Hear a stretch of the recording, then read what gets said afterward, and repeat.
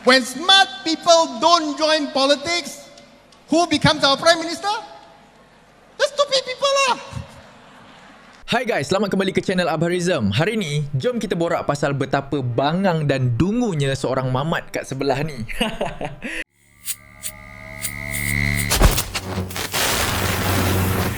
Bukan setakat Sultan dia biadab, PMX kita pun dia boleh cakap bodoh.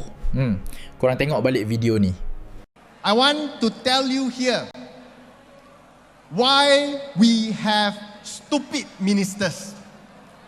And I'm going to concede that there are stupid ministers in BN, there are also stupid ministers in Pakatan Harapan. Just that BN one stupider lah.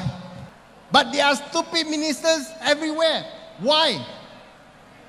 The reason why we have stupid ministers is because the smart people in the country do not join politics. When smart people don't join politics, who becomes our Prime Minister? The stupid people lah. Right or not? To me, I got no other equation lah. If smart people don't join politics, who join politics? Stupid people lah. If stupid people join politics, who becomes our Prime Minister? Stupid people. Stupid people. Stupid people.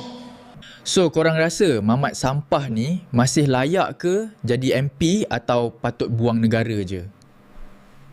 Okay guys, sampai sini je video kali ni. Minta tolong share, like and subscribe guys. Ingat mot kita, say no to kiasu, say no to komunis. Bye bye.